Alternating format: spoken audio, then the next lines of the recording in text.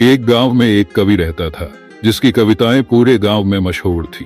लोग उसकी कविताओं की प्रशंसा करते नहीं थकते थे। एक दिन गांव के लोगों ने उससे कहा, तुम्हारी कविताएं इतनी अच्छी हैं तो तुम राजा के पास जाकर क्यों नहीं सुनाते?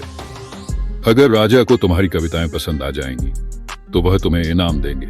गांव वालों की बात मानकर कवि अगले दिन राजा को अपनी कविताएं सुनाने के लिए राजमहल पहुंचा। लेकिन जब वह महल के द्वार पर पहुंचा तो द्वारपाल ने उसे रोक लिया। कवि ने द्वारपाल से कहा, मैंने महाराज के ऊपर कुछ कविताएं लिखी है, मैं उन्हें सुनाना चाहता हूँ। लेकिन द्वारपाल ने कवि को अंदर नहीं जाने दिया। कवि हर दिन महल के बाहर जाकर खड़ा हो जाता, लेकिन उसे अंदर जाने की अनुमति नहीं मिलती। कई दिन ऐसे ही बीत गए। अंत में एक दिन मंत्री ने राजा को यह बात बताई और राजा ने कवि को महल में बुलाने का आदेश दिया।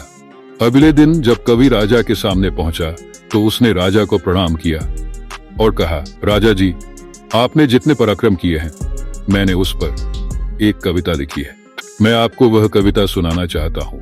राजा ने कहा, सुनाओ। कवि ने राजा की वीरता का भर भर के बखान करते हुए कविता सुनाई, जिसमें राजा के पराक्रम की खूब प्रशंसा थी। राजा कविता सुनकर बहुत खुश हुए और अपने मंत्री से कहा, कल इस कवि को 100 स्वर्ण मुद्राएं दी जाएं। यह सुनकर कवि ने कहा, आपके जैसे दानवीर राजा और कहीं नहीं है। मैंने आपके दान धर्म पर भी एक कविता लिखी है। राजा ने कहा, तो वह भी सुनाओ। कवि ने राजा के दानवीर स्वभाव का बखान करते हुए एक और कविता सुनाई।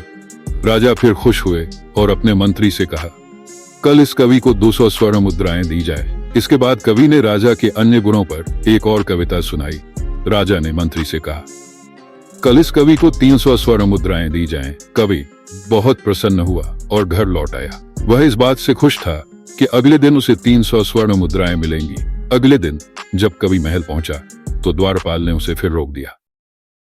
कवि ने कहा, मुझे अंदर जाने दो। राजा ने मुझे 300 स्वर्ण मुद्राएं लेने के लिए बुलाया है। इस पर द्वारपाल ने कहा, कौन सी स्वर्ण मुद्राएं?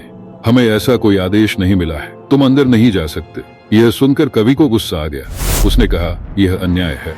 राजा ने खुद मुझे स्वर्ण मुद्राएं देने के लिए कहा था। कवि क्रोधित होकर जोर जोर से चिल्लाने लगा, यह अन्याय है, यह अन्याय है। महल के अंदर बैठे राजा ने शोर सुना और मंत्री को कहा, कवि को अंदर लाओ। जब कवि राजा के सामने पहुंचा तो उसने रोते हुए कहा, महाराज, आपने कहा था कि मुझे 300 स्वर्ण मुद्राएं मिलेंगी, लेकिन आपके मंत्री कह रहे हैं कि उन्हें ऐसा कोई आदेश नहीं मिला है। ये सुनकर राजा मुस्कुराए और बोले, कल तुमने मेरी वीरता और महानता का जो बखान किया वह सब मैंने सुना, लेकिन मैं स्वयं को अच्छी तरह जानता हूँ। तुम्हारी कविताओं में जो प्रशंसा की गई, मैं न तो उतना वीर हूँ और न ही इतना उदार। फिर भी तुम्हारी मधुर वाणी और झूठी प्रशंसा ने मुझे प्रसन्न किया। बदले में मैंने भी तुम्हें 300 स्वर्ण मुद्राएं देने का आश्वासन देकर तुम्हें झूठी खुशी दी। इस तरह हमने एक दूसरे को प्रसन्न किया, अतः हमारा हिसाब बराबर हुआ। राजा की बात सुनकर कवि बहुत शर्मिंदा हुआ और उसे अपनी गलती का एहसास हुआ। जब वह दरबार से जाने लगा तो राजा ने उसे रोककर कहा, एक बात सदैव याद रखे, व्यक्ति की सच्ची प्रशंसा न केवल उसके गुणों को निखारती है बल्कि उसे उन्नति के पथ पर ले जाती है। वहीं झूठी प्रशंसा व्यक्ति को पतन की ओर धकेल देती है।